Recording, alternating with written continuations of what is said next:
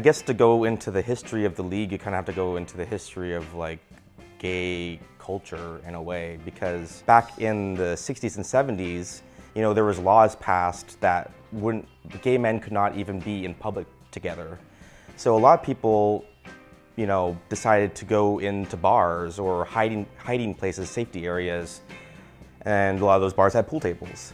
So you have a lot of gay people that know how to play pool and love playing pool. Through that love of pool and that building of community, the SFPA was born. There's so much history that I didn't know about as far as this city and what happened in the city and how tough it was for people in this city for a long time, and how things like this, they needed this community to have. Even in San Francisco, you see a lot of homophobia. I would say there are other leagues that I've actually experienced homophobia. So having a league that's not just a gay league, it's just a league that's all inviting, that everyone can be part of.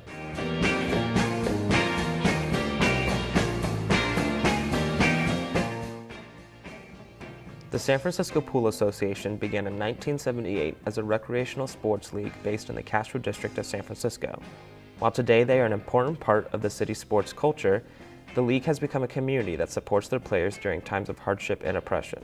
Through the sport of pool, the SFPA is able to create a space for people to embrace who they are. I started playing pool maybe about 10 years ago. I was playing casually with my boyfriend at the time. We'd go to a pool hall and just like hang out, but I wasn't very good. I remember being able to see the table here. So I was probably just, you know, that high.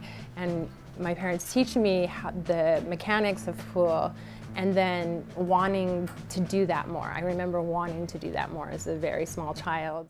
When I met my partner, he was in the league, and I followed from there. And now I'm on the board and been involved for years, so. I usually beat him, so so I'm not sure if that's good or bad. It's good for me. I moved to the Castro and I started going to Moby Dick's, and I was just playing for fun there. And then a couple guys who are now good friends of mine came in, they're like, hey, you're pretty good, you should come and play at the Mix, just across the street. But the people that were playing at the Mix at the time were like really good. And so once I started playing there, my game started getting a lot better, and now here I am. Just everybody encourages everybody all the time, and it's not like any other league out there. It's amazing. While the SFPA has been successful in creating an open and accepting environment, the players find they still face obstacles due to their identity. The league is where they find the support they need to overcome these challenges. You know, you don't get to expand as a player because you feel like you're being oppressed in the other leagues, you know, but in this one, there's none of that. Some people have issues with gay people. It just is what it is. And it's a sad thing, it really is. It's almost like I have to put on a shield or armor when I leave my house, because people say very nasty things, and they say it very slyly and slick, you know, it's nasty. So it takes a lot to be able to let that roll off your back and keep going through your day. Pool for me has basically been an outlet for frustration, for some of the things you hear in the street when you're walking around the city. So I get an opportunity to rack those balls of 15 and break them with that little ball, that white ball, and just beat them because I need to. That's my relaxation for that moment. We have a slogan, unity and sportsmanship, and it truly is something that we take really seriously. When I think about it, all my best friends are the SFPA, people in the SFPA. And the reason is that they will always be there for you. Very supportive in this organization because we're all in the same community. We know what we've seen in the past. We know what we don't want to see in the future. And we try to proceed forward. The people who started it, the time when they started it, it was rough. It was rough for a lot of people because a lot of people were losing their friends. The league started out as predominantly a gay league, so a lot of people have died from AIDS. We are a nonprofit now.